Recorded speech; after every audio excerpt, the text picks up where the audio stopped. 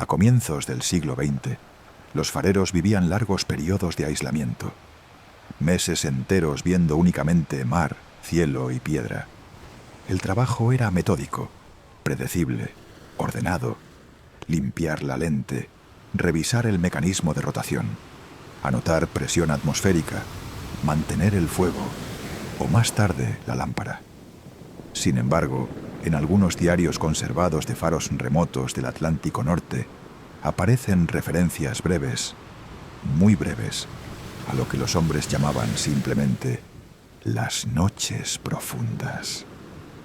No era un término oficial, no figuraba en manuales marítimos. Era algo aprendido en voz baja. Las primeras señales, un encuentro, si es que puede llamarse así, no comenzaba con una visión, comenzaba con una ausencia. Las gaviotas dejaban de rodear el faro. El viento parecía perder dirección y el mar no se agitaba, pero tampoco estaba quieto. Algunos fareros describían esa sensación como si el océano respirara en un ritmo distinto al habitual, más lento, más amplio, como si estuviera atento. No todos los hombres experimentaban aquello en su vida. Muchos nunca lo hicieron. Algunos lo vivieron una vez. Muy pocos. 2, 3 era considerado extraordinario. Después del tercero, muchos pedían traslado. El primer encuentro. El primero casi siempre era confusión. Un farero nuevo podía pensar que se trataba de fatiga, de imaginación exacerbada por la soledad. Quizá una sombra en la espuma, quizá un reflejo en la lente, quizá una formación de algas arrastradas por corrientes inusuales. Pero lo que marcaba el primer encuentro no era lo que se veía, sino lo que se sentía en la base del estómago. Una certeza sin forma, como si algo estuviera esperando. Algunos anotaban en sus diarios: actividad inusual en el agua, sin causa visible. Y no añadían nada más. Con el tiempo, los fareros veteranos desarrollaban pequeñas supersticiones. Si la marea subía sin viento, si el metal del faro crujía sin cambio térmico, si el haz de luz parecía absorberse antes de lo habitual en la niebla, entonces se preparaban, no para defenderse, no había nada contra lo que luchar. Se preparaban para observar sin mirar directamente. Era costumbre cerrar parcialmente las cortinas interiores, reducir el brillo interno, no apagar el faro, eso jamás, pero sí hacerlo menos intrusivo, como si el exceso de luz pudiera resultar ofensivo.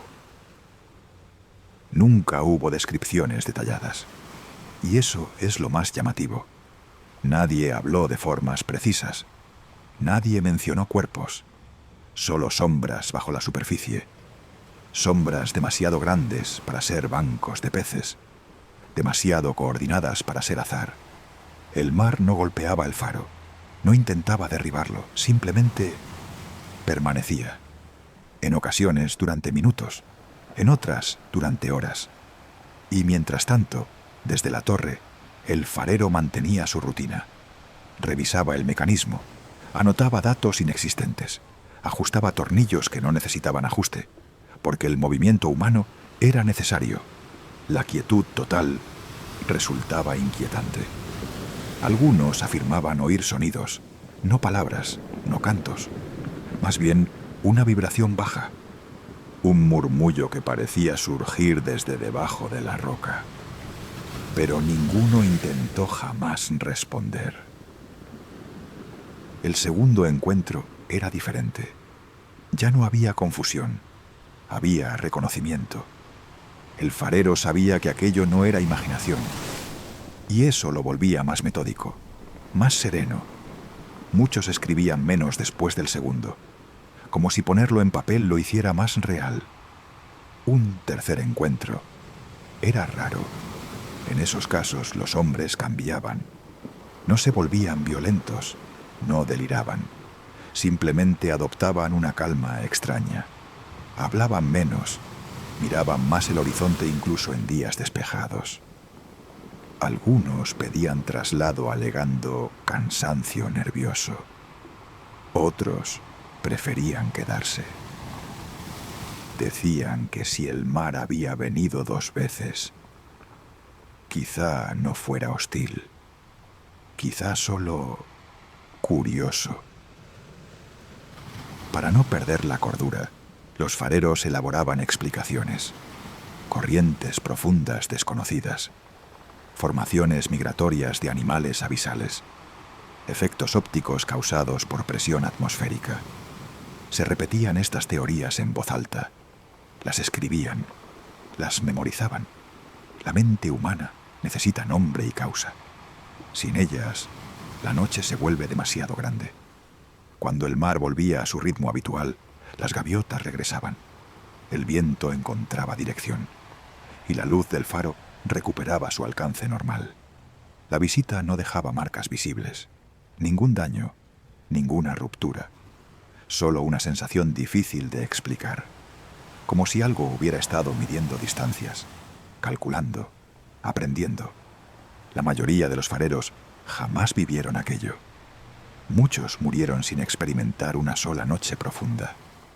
Pero en algunos diarios aislados, entre anotaciones sobre presión y combustible, puede leerse una frase que se repite con ligeras variaciones. El mar estaba atento esta noche. Nada más. Y quizá eso fuera suficiente.